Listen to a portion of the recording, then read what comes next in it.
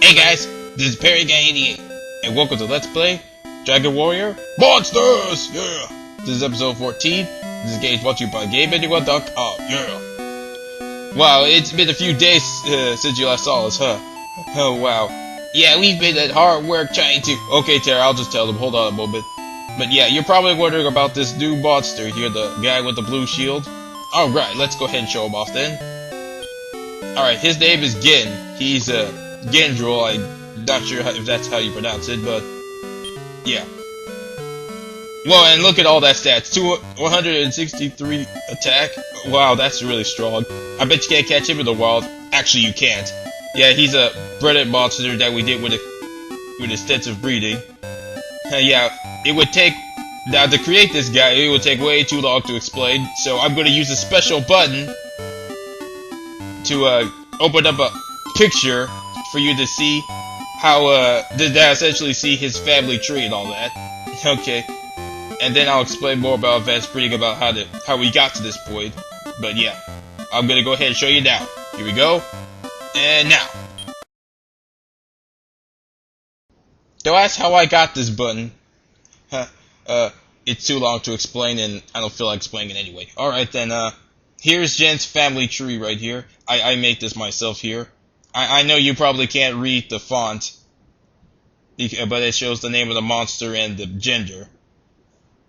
Alright, so then we started off this process by breeding the healer, which is Hale, by the way, and the Demon Knight. You know, the breeding that we did last episode? That kicked this whole thing off. Now, the reason why I did this breeding and all that is because I thought Hill wasn't a strong monster, and that I wanted to have create a monster that can use healing ability and is also very strong. He also has another ability called Heal Us, but I don't know if you'll be able to learn it normally, so I wanted to breed it for that purpose too. So then, once we do that, we breed him to get the one-eyed clown that you can see there. But it is also going to need a zombie mate. Yeah, I planned this way ahead. It took me a while to plan all this out, by the way. Okay, so then we created a sub-family here to go along with it. Instead of just getting out a zombie that I already have, I decided to do some more breeding to create a stronger zombie partner for the one-eyed clown. So then I used the Spot Slime and the Goopy, which I already have before, in order to create the Box Slime there. The skills that the Spot Slime and the Goopy learns aren't very important. I just did this for the sake of creating a stronger Mudron. Also, I'll give you another hint real quick about the genders and stuff like that.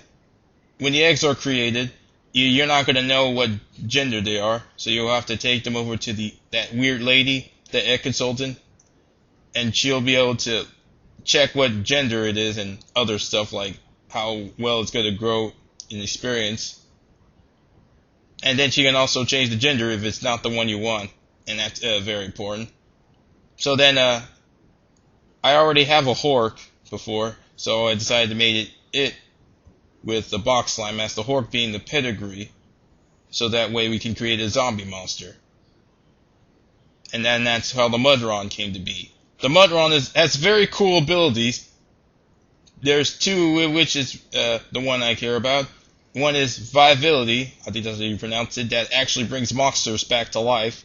And also it has Beat, which instantly kills monsters. One monster. So that's awesome, and that's definitely a good trait to pass down. So then, once I got it to a good enough level, not extremely high level, mind you, because I was rushing a little bit, but still, it's a good enough level. And I made it that with the one-eyed clown, the one-eyed clown being the pedigree. And then that created the Medusa Eye.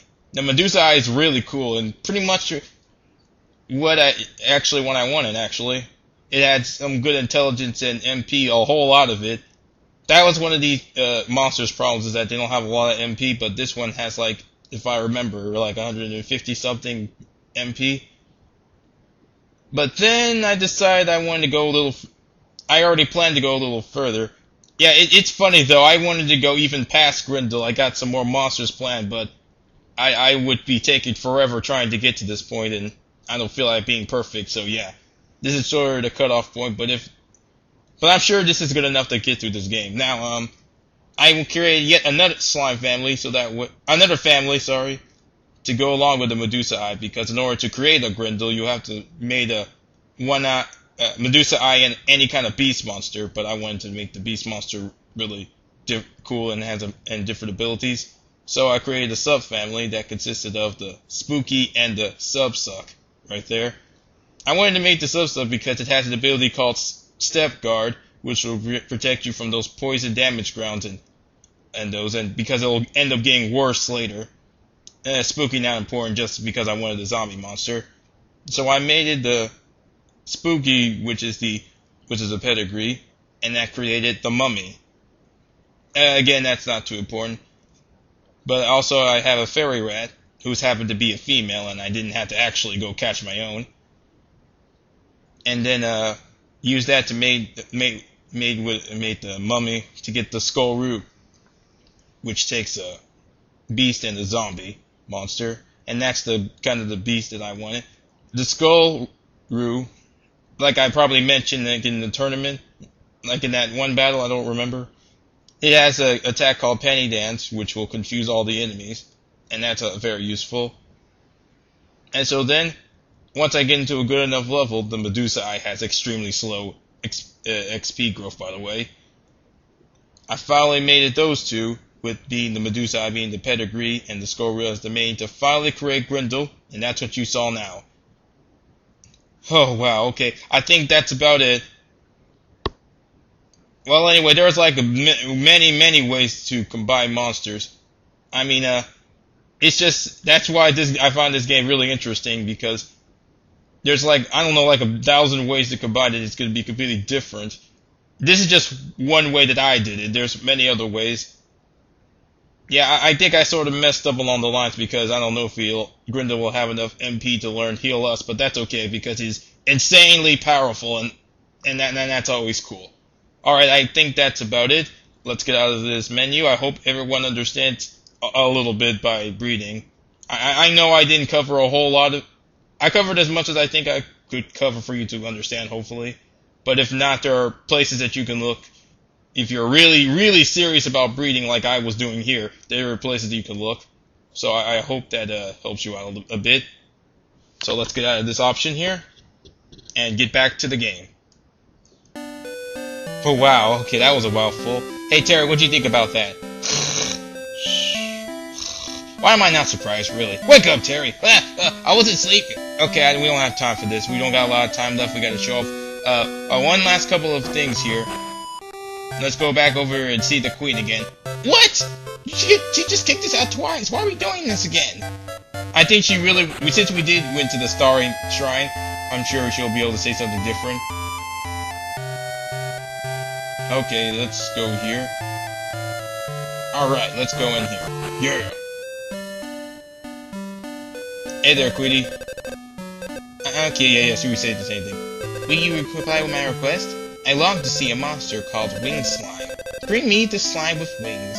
Alright, the thing about this here is that, the Queen will be asking for monsters, but now that you can be able to combine them, you can be able to get these monsters. Just some monsters you can only combine, and then she'll give you stuff if she sees it. She won't take it away like those other jerks with the barbecue. She'll just want to look at it, so don't worry about that. We'll take care of that later, I guess. I guess we'll do some of it.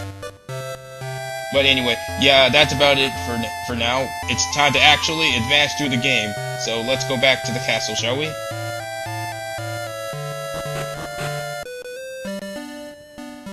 Okay. But yeah, Terry Terry saw a lot, but we'll explain it when we see it and stuff. Okay, yeah, it's this way there, Terry. Yeah, that's where the new traveler's gates are. Alright, here we go. Hey there, new guy. This is the room of memories and bewilder. Go right to the gate of bewilder. Go left to the gate of memories. Which one are we going this time? Well, it doesn't actually really matter. But let's mix things up. Yeah, I don't know why we're talking to him again. Stop talking to him, Terry. Okay, let's go over here to the Gate of Bewilder. Let's go. Grrr! Swirly, everything's swirling. Grrr! Whoa, alright. But we'll go through this gate next episode. Alright, that's the end of episode 14. Stay tuned for episode 15 when we tackle this gate very easily with our brand new monster. Alright, this is Paraguy88, and I'll see you guys later. Oh yeah, and I know this was a very boring episode, but I hope you find it knowledgeable. It took a lot of hard work to get this far, and hopefully we'll tackle this game very easily. But yep, that's about it. You got anything else to say, Terry? Nope. But I can't wait to see all the cool more monsters and stuff like that. Yeah, I know.